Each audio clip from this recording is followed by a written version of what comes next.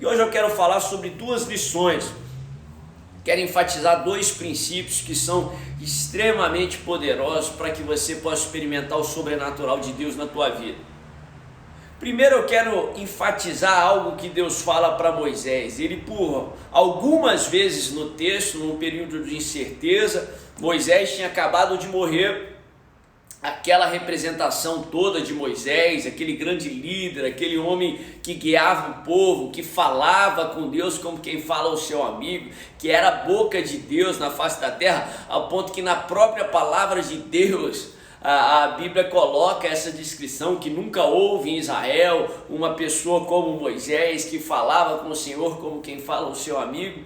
Mas Moisés tinha morrido, e agora Josué pega o bastão, pega a responsabilidade de assumir o posto de Moisés e conduzir o povo para entrar na terra. Um momento de incerteza para o povo e um momento de incerteza para Josué.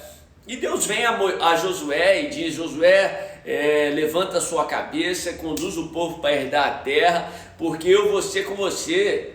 Você respeita Moisés como um referencial de relacionamento com Deus, como boca de Deus na terra. Então, como eu fui com Moisés, assim eu serei com você. Não te deixarei, nem o desampararei. Mas tem uma expressão que Deus usa para Josué que eu quero enfatizar. Ele diz assim: seja forte e corajoso. Aí ele enfatiza mais algumas vezes, diz: seja forte e muito corajoso. Primeira lição do dia, e é uma exortação para você. Se você está com medo, se você está enfrentando incertezas, se está passando por um momento de dificuldade, seja forte e corajoso. Seja forte e corajoso. Seja forte e corajosa, em nome de Jesus. Seja forte e corajoso. Interessante que Deus coloca essa responsabilidade em Josué. Deus não chega para Josué, como em alguns outros pontos da palavra, e diz: seja fortalecido. Ele chega para Josué e exorta ele, até no imperativo, até como um mandamento: seja forte e corajoso. Porque ser forte e corajoso depende muito também das suas atitudes. Depende de você. É a sua responsabilidade em ser forte e corajoso, lógico. Depende da fé, depende de confiar no Senhor, mas é você que tem que ser forte e corajoso. É você que tem que ter hábitos que vai te fortalecer, que irão te fortalecer e alimentar a sua coragem. É você que tem que ter atitudes, semeadura, que vão resultar numa colheita para o seu coração, para a sua mente, que vão te fortalecer, que irá te fortalecer e vai te encher de coragem. Você também é responsável pelo nível de medo que você tem. Você também é responsável pela sua fraqueza. De tal modo que Deus fala para Josué: você tem que ser forte. Você tem que ser corajoso.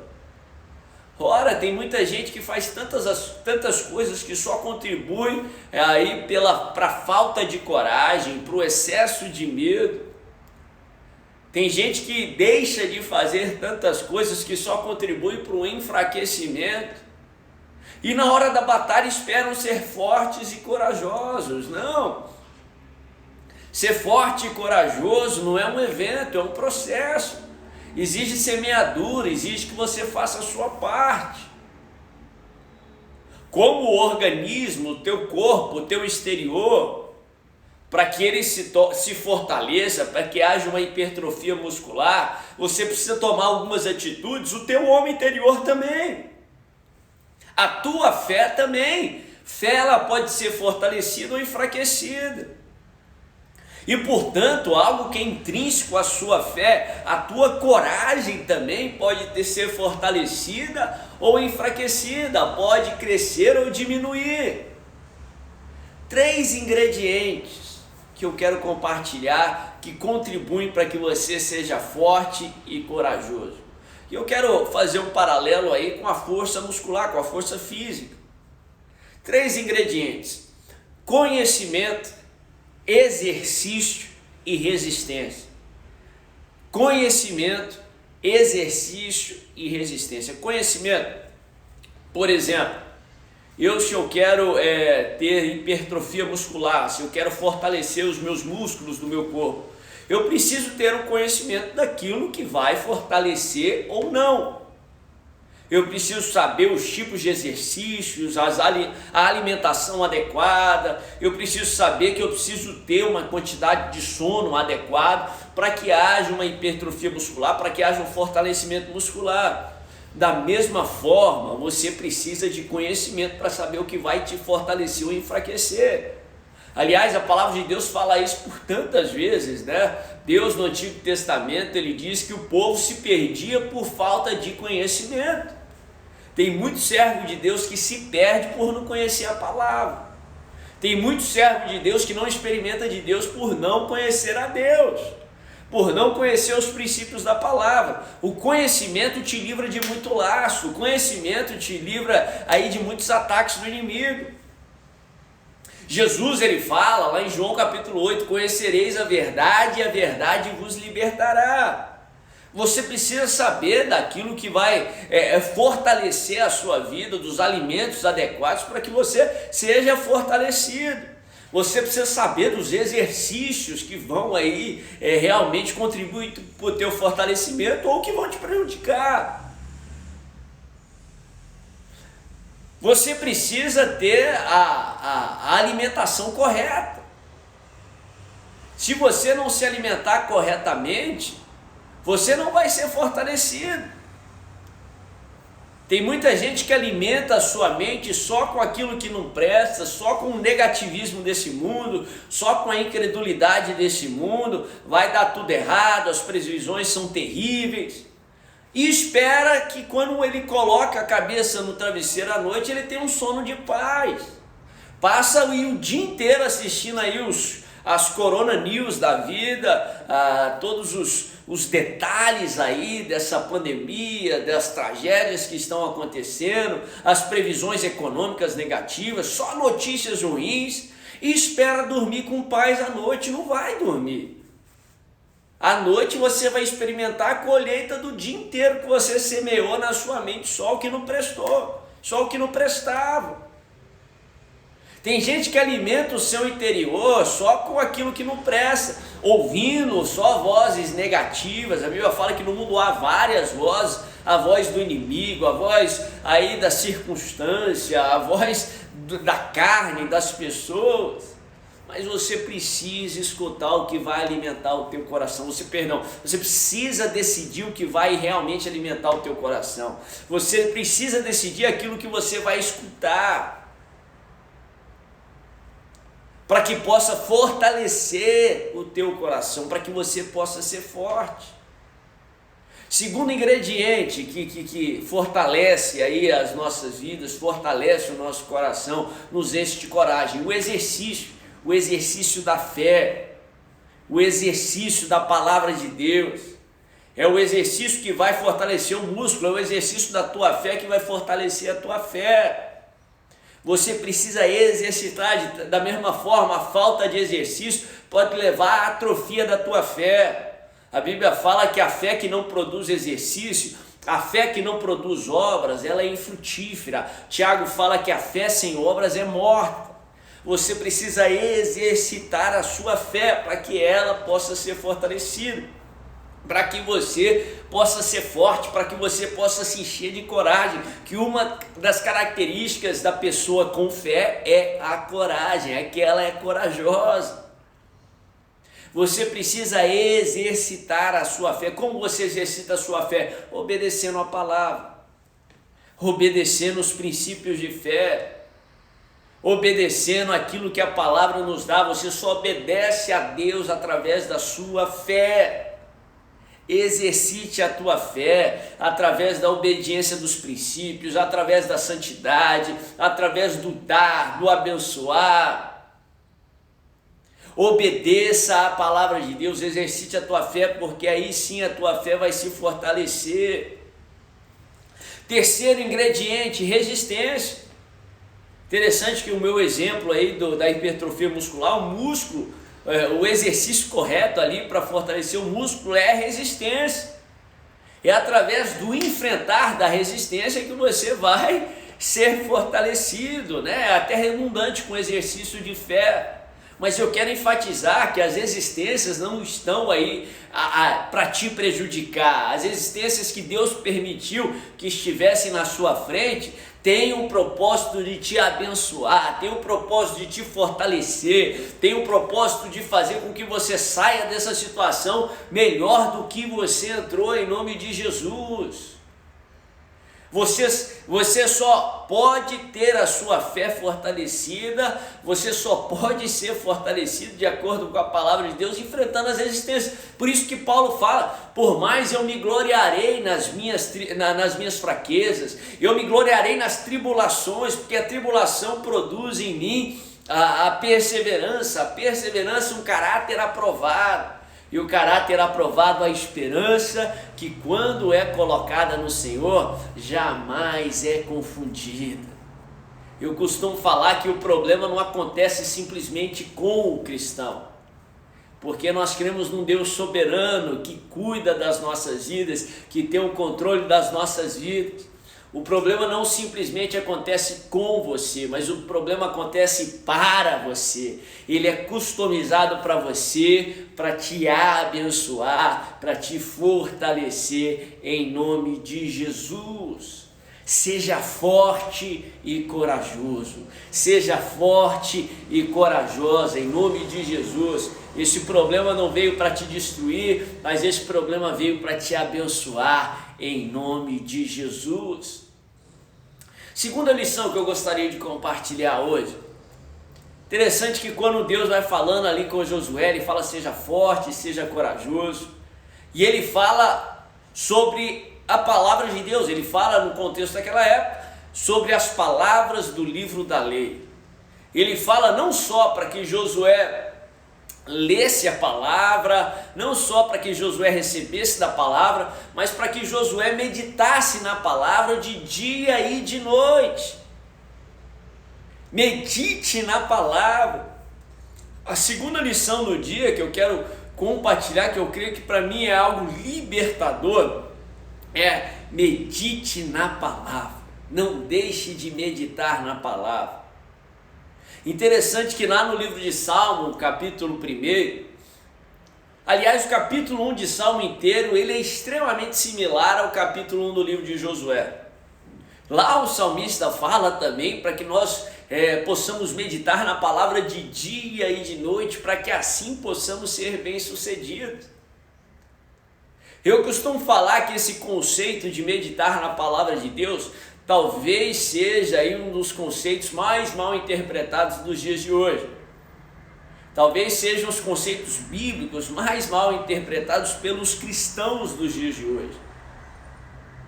E na palavra de Deus aprendemos que meditar na palavra é algo extremamente importante para que você viva o que Deus tem para você, para que você tenha o pleno que Deus tem para a tua vida. A meditação bíblica é diferente dessa meditação oriental que aprendemos aí no mundo, tanto a oriental quanto a ocidental. A meditação bíblica difere muito dessa meditação. Na meditação oriental, resumidamente, você tem que esvaziar a sua mente, você não pode pensar em mais nada, ou você tem que colocar uma palavra só, para que aí sim a sua mente possa ser esvaziada, ou uma cena. Tem muitas aí até religiões aí malignas que falam para você colocar um mantra na tua mente, para que a tua mente possa ser esvaziada e você possa aí alcançar aquilo que a meditação aí fora propõe que você alcance. Mas a meditação bíblica não nos ensina que devemos esvaziar a mente. Na meditação bíblica você tem que encher a tua mente de algo. Você não tem que limpar a sua mente, mas você tem que abastecer, você tem que encher a tua mente da palavra de Deus. Na meditação bíblica, meu irmão, você não tem que aí se excluir do mundo, mas você tem que colocar o reino de Deus na tua mente. Você tem que, não é simplesmente ler a palavra, Mas a meditação bíblica é você se envolver com a palavra, é você ler, é você reler, é você cantar, é você declarar, é você ouvir, é você conversar sobre a palavra. Talvez de uma maneira resumida, uma das definições da meditação bíblica é um constante engajamento com a palavra de Deus. É um constante engajamento com a palavra de Deus. Ali no livro de Deuteronômio, para mim, no capítulo 6, eu vou até compartilhar com você, talvez seja a melhor definição da meditação bíblica. E é em nome de Jesus que você comece a compartilhar, que você comece a vivenciar e a praticar esse princípio. Deuteronômio capítulo 6, verso 1, a palavra de Deus diz assim: esta é a lei, e isto é os decretos e as ordenanças que o Senhor, o seu Deus, ordenou que eu lhes ensinasse, para que vocês os cumpram na terra para o qual estão indo para dela tomar posse. Verso 2: desse modo vocês, seus filhos, seus netos temerão o Senhor, o seu Deus, e obedecerão todos os decretos e mandamentos que eu lhes ordeno, todos os dias da sua vida, para que tenham vida longa. Mais uma vez, Deuteronômio 6, verso 3 agora: ouça e obedeça, ó Israel, assim tudo lhe irá bem e você será muito numeroso numa terra onde manam leite e mel, como lhe prometeu o Senhor, o Deus dos seus antepassados. Ouça, Israel, o Senhor nosso Deus é o único Deus. Ame o Senhor, o seu Deus, de todo o teu coração, de toda a tua alma e com todas as suas forças.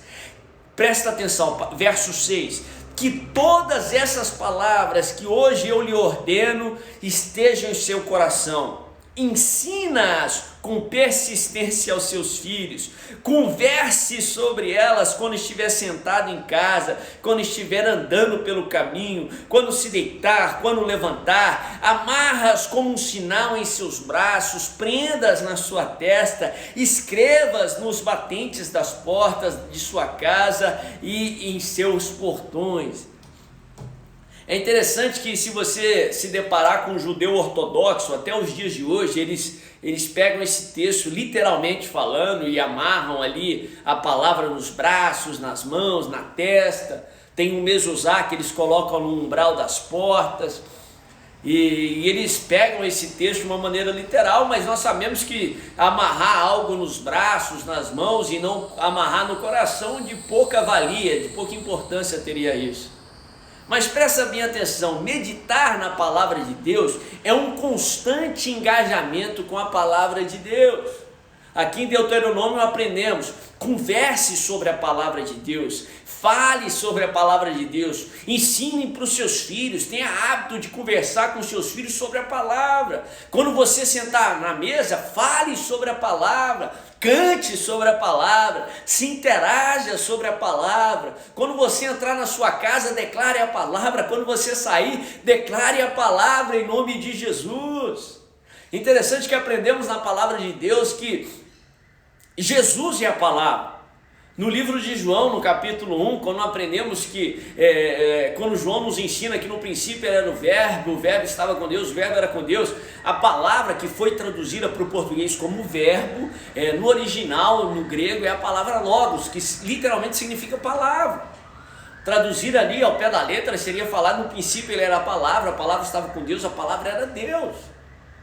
Quando nós engajamos com a palavra de Deus constantemente, nós estamos interagindo constantemente com o próprio Deus, nós estamos experimentando da sua presença, nós estamos tendo experiências com Deus, porque Ele é a palavra, Ele é a verdade.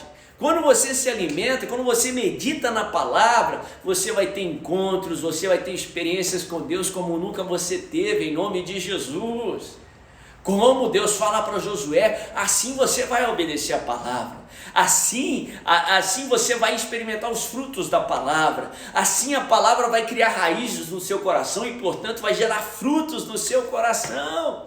Assim você vai ser bem sucedido por onde você andar.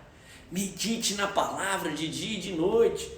Tem gente que está meditando tanto aí sobre o coronavírus, pegando notícias, sabendo cada detalhe, lendo cada absurdo que aparece, lendo notícias verdadeiras, notícias falsas, conversando, falando sobre isso. Se você pegar o tempo que você está meditando sobre o coronavírus e meditar também na palavra de Deus, meu irmão, a tua vida vai dar um salto impressionante em nome de Jesus. Aprenda a meditar na palavra de Deus, não só um dia por semana, mas de dia e de noite, em todo o tempo. Isso é um hábito que você tem que gerar, isso é um hábito que você tem que construir. Como todo hábito, nos primeiros dias são mais difíceis para você se acostumar a fazer, mas à medida que você faz, mais você vai se acostumar em fazer e mais a palavra vai gerar frutos no seu coração. Medite na palavra sempre, leia a palavra, releia, converse, pense sobre ela, compartilhe, cante a palavra, se interaja constantemente na palavra, porque ela vai gerar frutos no teu coração, em nome de Jesus.